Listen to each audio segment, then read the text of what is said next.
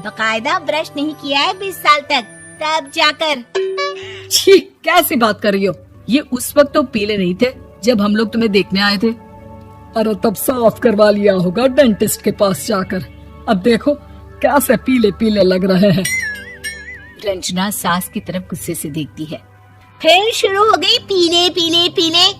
अरे पीले तो तब भी थे जब मेरे हाथ का रसगुल्ला उड़ा उड़ा कर खा रही थी और बोल रही थी, लड़की नहीं गुणों का खजाना दे रहे भाई साहब आप। खैर अब वो लोग करते भी तो क्या करते, पीले दांत वाली बहू पल्ले पड़ी थी तो झेलना तो था ही। एक दिन कीर्तन में रंजना गाना गा रही थी। अरे कमला बहन, माँ का द्वार है, यहाँ तो सब शुद्ध होकर आते हैं, फिर अपनी बहू को ब्रश भी नहीं करवाती तुम। दूर से पीले पीले दांत भक्ति में बाधा उत्पन्न कर रहे हैं। अरे कोई 2 साल के बच्चे थोड़ी ना लेकर आई हूँ मैं बहू बनाकर। अच्छी खासी लड़की है, अरे कैसे करवाऊं ब्रश? ये तो उसे खुद करना चाहिए ना। अब माँ बाप तो इसके जैसे तैसे निपटा दिए, ये नहीं सोचा कि सास कैसे संभालेगी। सास बहू को लेकर घर आ जाती है, लेकिन सोच लेती है कि अब इसे लेकर कहीं नहीं जाएगी। अगले रोज बहू कहती है, अरे क्या हो गया, मंदिर नहीं जाना क्या? कीर्तन का वक्त हो रहा है। मेरी मधुर वाणी से कान्हा जी जागते हैं और सोते हैं। आप तो जानती है ना उनकी भक्ति में कितना मन लगता है मेरा। वो क्या है ना, तबीयत ठीक नहीं लग रही है मेरी, आराम करूंगी मैं। तबीयत ठीक नहीं लग रही? अभी तो मिथुन के गाने पर नाच रही थी आप, और अब बोल रही है कि तबीयत ठीक नहीं लग रही। अरे भक्ति में मन लगा लो सासू माँ, ऊपर जाना है, क्या मुंह दिखाओगी आप? हाँ? सास को बहू की बात पर गुस्सा आ जाता है। मैं क्या मुंह दिखाऊंगी, इसकी चिंता तो ना कर, समझी? अपने मुंह की चिंता कर, जो ये पीले पीले दांत लेकर हर जगह पहुंच जाती है। पता है लोग कितना मजाक बनाते हैं। ना जी ना, मैं नहीं जाना कहीं तेरे साथ। तो ये बात है, कोई ना, मत जाओ, मैं अपने कमरे में ही बैठकर भक्ति कर लूंगी। ऊपर वाला दांत थोड़ी ना देखता है, मन देखता है, भावना देखता है।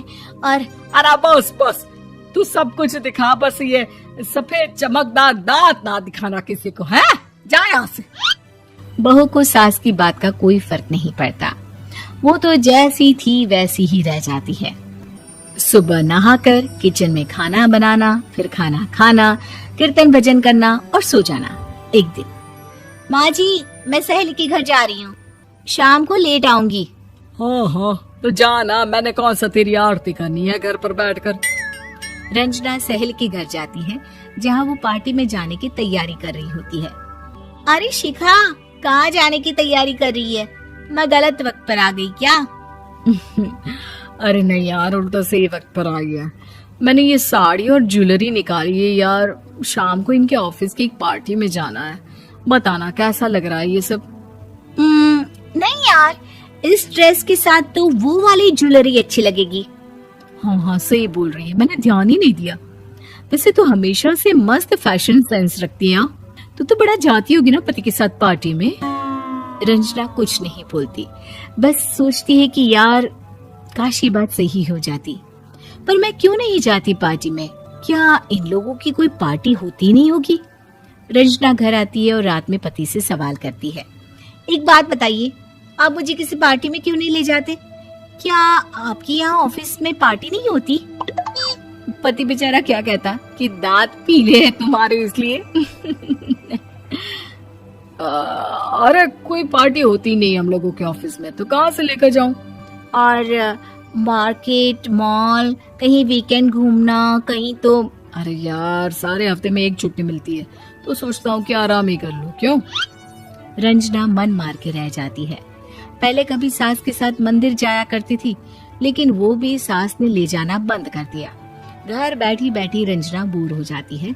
तभी उसे आइडिया आता है और वो मायके जाने का सोचती है। सासू माँ, 2 दिनों के लिए मम्मी के घर जा रही हूँ। अच्छा ठीक है, आराम से जा।